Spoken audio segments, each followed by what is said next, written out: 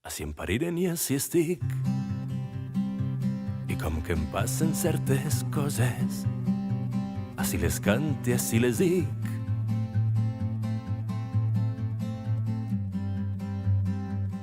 Benvinguts i benvingudes al tercer capítol de Llaurar en futur. En este capítol anem a parlar d'una cosa que són uns arbres. Hi ha arbres que expliquen millor que ningú d'on venim, on anem i el territori on estan. Ser unes collites, 10 veritats i 4 mites.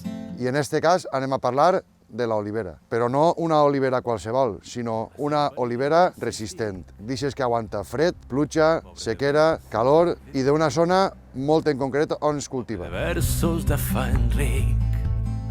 Al nostre territori tenim milers d'hectàrees d'olivars en diferents situacions. Uns tenen regadiu, altres són de secà, altres estan més en la costa, altres en l'interior, però la major part d'elles estan en la muntanya, com en este cas de l'interior de Castelló, de la zona del Maestrat. No sé tampoc si això són cants. Així que avui ens n'anem a Rossell. Rossell és un poblet xicotet, amb pocs habitants, rodejat d'oliveres de secà en la muntanya i contarem les curiositats d'aquest paisatge tan idíl·lic i de com cultiven allí, perquè és una zona molt escalonada en la muntanya i és molt diferent al que coneguem d'altres territoris, com per exemple Andalusia, Castella-La Manxa, Múrcia, que són més cultius en extensiu. Ací em pariren i ací estic. I com que em passen certes... Parlarem d'oliveres, de tradició, de paisatge, de territori i de com mantindre un cultiu que és el que regenta aquest territori als peus del Parc Natural de la Tinesa de Benifassà. Així que ens n'anem a xerrar en Arturo Zaragoza, que és productor d'oli del Maestrat, i fiquem direcció a Rossell. Se'n veniu? Ací defensa unes collites, 10 veritats i 4 mites. Ací em pariren i ací estic. Bé, ja hem arribat a Rossell després de 2 hores de camí en el cotxe i de veure aquests paisatges que són molt diferents als que tenim ahir baix a la ribera i baix justament d'una olivera que, si no és mil·lenària, serà centenària, ja tindrà uns quants anyets. Bastants decents d'anys tindrà, no sé exactament, però... Però per allà hi ha estirs. Doncs, després de tot això, què fa diferent, estem baix d'una olivera, què fa diferent el cultiu de l'olivera així en el Maestrat respecte a altres zones, inclús de tota Espanya? Vale, pues resto d'Espanya. Fixa't sobretot en el marc de plantació. Si tenim d'un arbre a l'altre molts de metres, són varietats tradicionals. Aquí, per exemple, com en altres zones d'Espanya, arrencar una varietat per posar-ne una altra, com se fa molt en tarongers o en altre tipus d'arbres, és algo que no... Tenim el problema de molta sequera, costa de tornar a posar una plantació en funcionament. Jo recordo que de xicotet vam fer una nova plantació i vam passar 8-10 anys, jo li dic al meu pare, i això plegarà a fer olives. Clar, estem en una zona de molt de desnivell de terreny que dificulta la mecanització.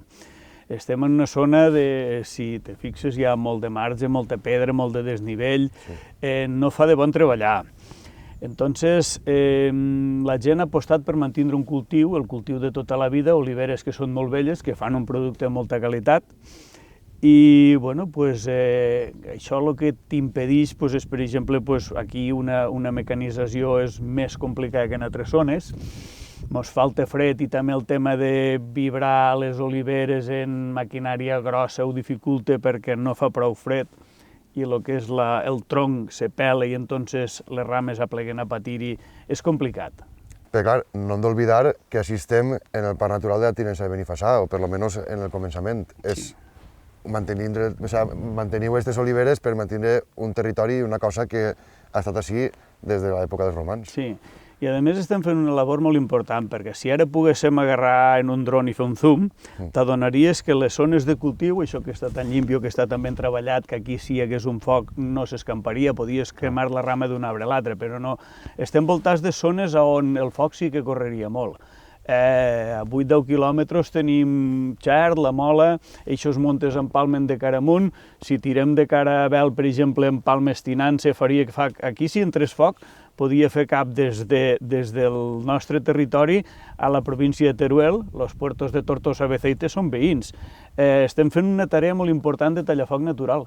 Clar, perquè en de les fet zones de cultiu. no fa molts anys, aquest estiu mateix, crec que va haver un incendi prop d'ací i sempre diguem que gràcies a aquests terrenys cultivats Sí. i aquests incendis se paren. Entonces, a part de l'oli de qualitat que feu perquè teniu unes oliveres que tenen molts anys, que estan arrelades al territori i, a més, en unes ja arrels, com tu dius, que han passat centenars d'anys per a poder mantindre's, al final això no deixa de ser un secà, perquè és una cosa de secà. I també tindreu, m'imagine, varietats autòctones que s'hauran adaptat a aquest clima que teniu així. Sí, aquí la sevillenca, la reina és la farga, tots els mil·lenaris, l'oli que nosaltres li donem més valor, el que treballem més és la farga, la canetera és molt bona, sí, tenim varietats un poc diferents, aquí picual n'hi ha molt poquetes, ojiblanques i tal, tot això és molt residual, pràcticament no. És que ja t'he dit, és que relleu de cultiu, plantacions noves en les altres varietats no s'han aplegat mai a fer. Clar, perquè, per exemple, en el podcast anterior estàvem en la zona de Cocentaina, per la zona del Comtat, i allí el que més se tenien era blanqueta, que és un altre tipus de varietats. Entonces, així, d'aquestes coses no... Pràcticament no n'hi ha. No res. I el que més se coneix per ahí, que és el picual o coses d'estes que tenen per a Córdoba i Sevilla i Jaén, així tampoc teniu. Molt poquet, 4 replantacions que es van fer fa 20 anys atrás, però que no és el cultiu dominant. I no s'han pogut adaptar tampoc a aquesta... Bueno, sí, fan olives, però és que pràcticament al no variar les varietats pues tenim les que hi havia, les que tenien els nostres avis. Les que funcionen bé. Sí. Perquè després ve una altra història. Clar, així, al no poder mecanitzar el que teniu, teniu que fer les coses a mà. Entonces, sempre m'has dit que és curiós que així fa molt de vent, entonces no podeu ficar un vibraor perquè xafariu les olives. I així no es veu, però sí que he vist vinguent així algunes zones on hi ha tela, que és la tela que se gasta manualment. Sí. Ens hem adaptat al terreny, les circumstàncies, i sabem arreplegar la collita molt ràpid perquè es perga la menor qualitat d'oli possible. Tot i que pel que és les qualitats alimentàries de l'oli, el tema acidès, que és una cosa que pareix que assusta molt, no li lleva cap tipus de qualitat a la matèria grassa que dona l'oliva. És que tu, si t'entres li demanes a la IA quines són les qualitats de l'oli d'oliva, per exemple, una taronja que estigui atacada d'algo que a nivell comercial no...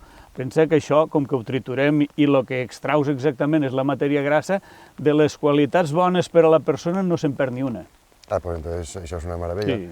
I a més, també tinc entès que, a part de mantenir el territori conforme de tallafocs i tal, és una cosa que teniu molt curiosa en aquesta zona, que són els murs de pedra seca. Que també n'hi ha en altres zones de secà, però així, si no fora per això, així escorriments de terra serien un espectacle. Sí, aquí és una necessitat, perquè el terreny està entrencat. Pensa que la província de Castelló és la segona més muntanyosa de tota Espanya. Entonces, claro, a més, estem en una zona de premuntanya i la veritat és que sí, els marges de pedra no és que siguin un capritxo, és que és una necessitat. Hi havia que nivellar terreny i abancalar perquè no hi haguessin corriments de terra. I això encara ho manteniu vosaltres? Sí, clar. Si no fora per els llauradors, diguérem, i per la gent que fa este oli, ja no quedarien ni murs, ni quedarien oliveres d'estes, que a més tinc entès que les oliveres estan protegides. Sí, bueno, tenim tot el catàleg de mil·lenaris, hi ha moltes oliveres mil·lenàries que estan catalogades i de fet hi ha una protecció perquè no se pugui fer l'expoli que van tindre una temporada d'arrencar arbres molt vells i emportar-se'l en un jardí per dir mira quin arbre més xulo tinc que té més de 1000 anys. Això vos va passar així fa molt de temps? Sí. De fet la pel·lícula de la Itziar Boyain, l'Olivo, explica un poquet la circumstància de que jo tinc molta pasta i vull un arbre de Matusalén. De fet, és un poquet trist. Estaria bé recomanar a l'audiència que si podeu veure la pel·lícula de El Olivo, està gravada, a més, prop d'ací, a Traiguera. Sí, a la zona. En la zona, i veureu tot allò que va passar de quan els ricachons volien arrencar oliveres com aquestes o més antigues per a tenir-les en el jardí de casa, que això és un crimen contra la natura total. I a partir d'ahir és quan començareu també un poc a donar-li més valor a tot el que produïu així, fent aquest tipus d'olis monovarietals o olis més com el mil·lenari, que és el més conegut de la zona. Sí. Aquí la varietat estrella és la farga. És un oli que, jo invitaria la gent que no el conegui a provar-lo, perquè és un oli molt dolç, és un oli molt agradable. Ja oblidant-nos del tema mil·lenari, que això està bé de dir, ostres, estic disfrutant d'algo que n'hi ha molt poquet. però és que el sabor de la farga és un oli que té un gust molt característic. Per mi és el millor de... I sobretot això, si ho busquen en pàgines web de cooperatives de la zona i això, poden trobar-ho perfectament i comprar-ho, i a més, ja no només recolzar, com sempre diguem, a llauradors d'ací que estan mantinguent tot aquest territori, sinó mantindre també tota l'economia que manegeu, perquè bàsicament així, si no fora per l'agricultura, estem parlant de poblets de 300-400 habitants. Sí, mira, Rossell, per exemple, són 900 habitants. Jo crec que si no estigueren la ramaderia i les oliveres, Rossell desapareixeria. Perquè, bueno, clar, evidentment hi ha activitats a la vora, fusters, mecànics, però clar, si no hi hagués un sector primari, algo que centrés, que aguantés a la població el terreny, desapareixeria. A zones més altes, on no hi havia cultiu, o que estaven més limitades, per exemple, per tema fred.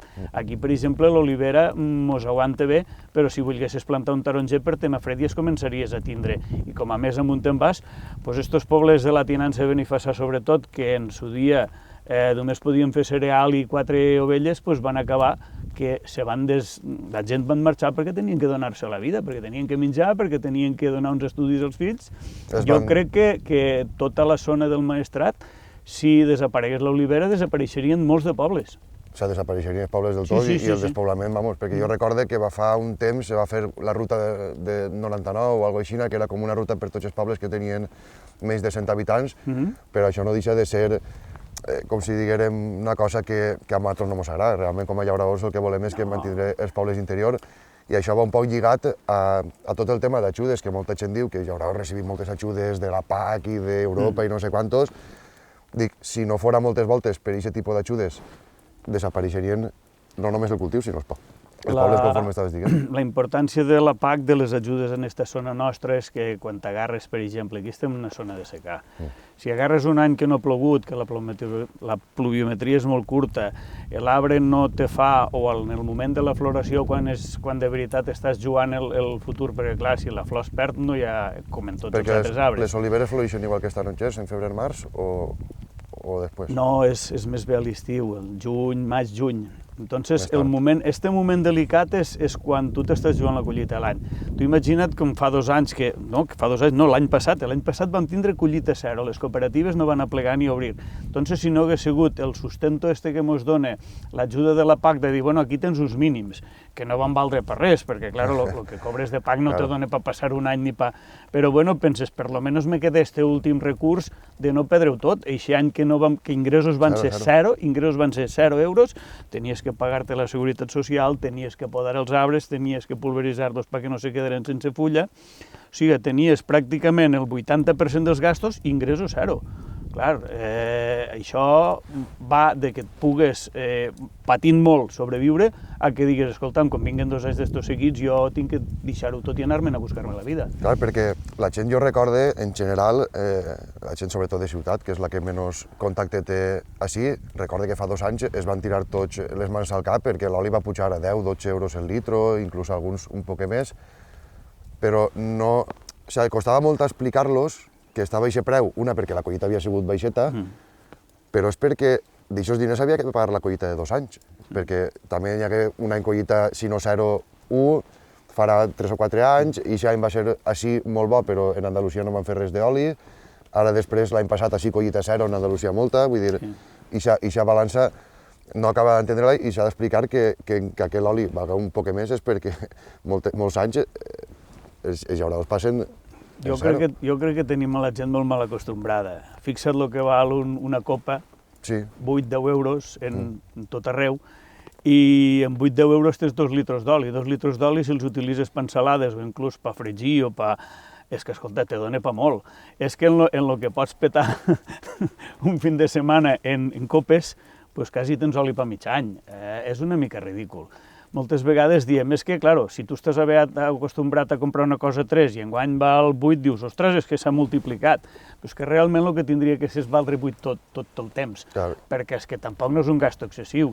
La gent, si se donés compte de lo que li aporta l'oli d'oliva a la salut i dirien, escolta'm, jo no vull consumir un altre tipus de grassa. Un cafè que val? €1,50, 2 euros, depèn del puesto. Si te'l veus en... Si te fas 3 cafès en un dia, escolta'm, és que tens 1 litre d'oli. 1 litre d'oli te dura quan? És que quin és el consum al llarg d'un any d'oli d'oliva? És que estem parlant d'una quantitat molt ridícula. Ara, clar, si tu sempre has comprat alguna cosa a 3 i enguany neva al 6, dius, ostres, tu, és que m'ho han doblat. Lo que sí que tenim que aconseguir és que la gent es clave en el cap, o per lo menos és la meva intenció fent este tipus de programes, que es clave en el cap que pagar 10 euros o 6 o el que valga un any l'oli no és només pagar això per un litre d'oli, sinó per bombers, per mantenedors del territori, això seria tot un perdut, apagar incendis i fixació de població en el territori.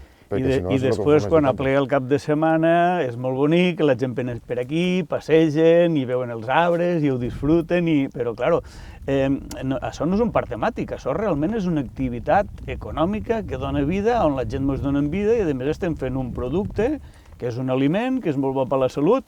Hi ha que valorar-ho tot, també. No només se tracta de que puguem vindre aquí a passejar entre les oliveres. Perquè així, en els caps de setmana, sobretot en hivern, i això, tindreu molta afluència de gent que va a caminar per la muntanya. Sí, és el que comentaves de les cases rurals. Claro, com a economia, el que parlàvem antes de la supervivència d'estos pobles, com a economia de total, la forta, la que te dona per viure, doncs no, una casa rural o un restaurant, això pot ser un complement alimentici en una dieta normal, però no dona per viure. Tu pots tindre una casa rural i tindràs gent en Nadal, en Cap d'Any, en Pasqua i a l'estiu, i el resto de l'any què? Però a part d'això, si no tens llocs com este per a visitar, perquè jo crec que n'hi havia, si no me falla la memòria, una ruta de les oliveres mil·lenàries, i vull dir, així n'hi ha molta activitat alrededor del cultiu, que si no fora pel cultiu, realment, aquesta activitat també desapareixeria. Sí. No seria només això. I, entonces, en tota aquesta casuística que tenim així, tu com veus el futur realment de les oliveres del Maestrat o de tot aquest paisatge en 10-15 anys? Doncs home, jo crec que futur sí que n'hi ha. Estem fent alguna cosa que és molt saludable, estem fent alguna cosa que és de molta qualitat, jo crec que sí que n'hi ha. Jo sempre he viscut de la terra i tampoc no he viscut gens malament, però clar, el que sí que tenim que tindre en compte és que les noves generacions tenen que tindre una qualitat de vida mínima que tothom demana. No és fàcil quan per exemple, te pilles un any sense collita, això anima poc. Però jo futur ne veig moltíssim. Jo penso que això ni se té que perdre ni ha que deixar-ho perdre. Sí que és veritat que necessitem que, degut a les nostres característiques de major dificultat, de menys producció que en unes altres zones, que ens tiren una maneta, que ens ajuden a complementar el que és la dieta dels nostres ingressos en ajudes, però jo crec que això, escolta'm, a mi m'ha sabrit molt de mal que se pergués i crec que no se té que perdre per tot el que aportem. És que...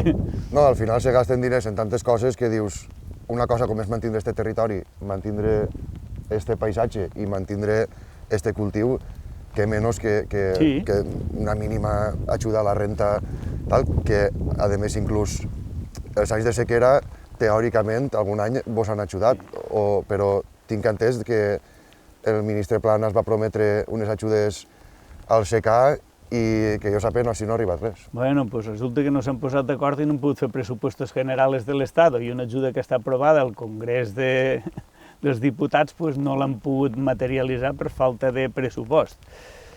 Aquesta ajuda anava a vindre per l'any passat perquè fer-ho collit a zero, bàsicament, i així al final teniu que mitjar. Perquè moltes voltes els olivarers també s'han complementat en tindre alguna xicoteta d'explotació ramadera, en aquest cas, ovelles, conills, porcs. Això continua igual? Sí. Aquí la major part de la gent que se dediquen a la terra tenen una explotació ramadera al costat. Si pilles un any ruïn que no hi ha collita o que hi ha hagut un preu baix o que el mercat és molt volàtil, doncs no tindre només una cama on apoyar-te. Vull dir, si tens una cama coixa i l'altra bona, doncs en una muleta vas fent. I a més, per lo que me contaven a mi fa alguns anys, era tot economia circular, perquè les mateixes subproductes que feia la granja, com al final el purín i tal, s'utilitza per a fertilitzar les oliveres. Exactament, el cicle de la vida del rei León, de l'animalet que després de menjar fa les seues deposicions, alimenten a l'herba, que dona de menjar a l'herbívor, l'herbívor dona de menjar al carnívor. Aquí un poquet sí, s'aprofita, els fem dels animals per abonar, no fem tant d'abonat químic, algo hi ha que complementar, però és una mica un cicle.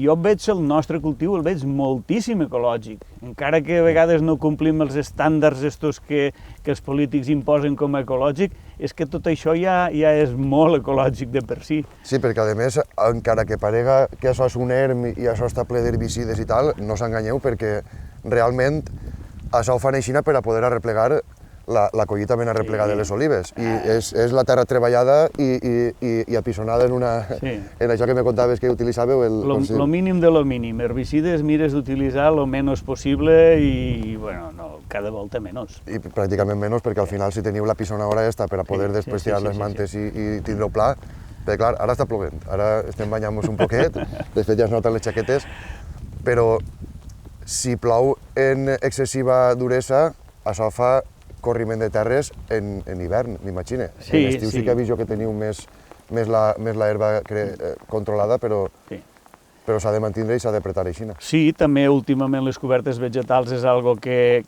complementem en la forma de treballar d'antes, deixes un poquet més d'herba perquè aguante més, però és que al tindre el territori abancalat, que tampoc no hi ha tantes, sí que hi ha xicotetes escorrenties que te fan un poquet de com si tinguessis que regar un solc, però després en la maquinària ho tapem, ho deixem planet per poder replegar de la collita i cap problema, no? I aneu refent la terra tots els anys. Sí, fixa't, si això apareix al pis de casa, tot planet, tot... I ja per acabar, o per anar acabant, enguany, clar, estem ara a 2 de gener, anem a publicar això en gener, com estàs veient la collita d'enguany? Una collita de qualitat, abundant, fluixa? Tenim una collita que no serà molt llarga en quilos, però sí que tindrà una molt bona qualitat. Jo crec que enguany els olis estaran molt bé. Un poc lo de tota la vida. Aquí, a diferència d'altres territoris, l'oliva s'acull un poquet més madura, l'oli és bastant més agradable. Jo a vegades veig olis molt verds i contra gustos colors, al que li agrada verd, li agrada verd. Però no és el mateix menjar-te una taronja molt verda que menjar-te una taronja madura. Jo, quan estudiava l'agrària, les mandarines que me collien eren aquelles que estaven quasi bé passadetes perquè eren molt dolces, perquè, en fi, un fruit més madurat, més gustós, més...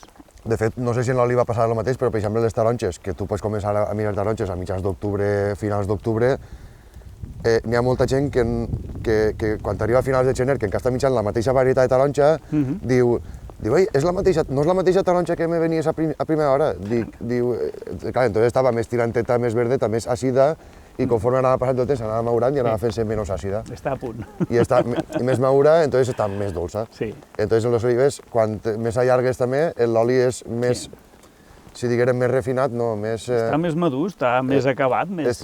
Està menys fort, com si diguérem. Entonces el que li agrada fort, perquè el compra primer de temporada... Sí, clar, a gustos colors, vull dir, el que vulgui verdejo també n'hi ha.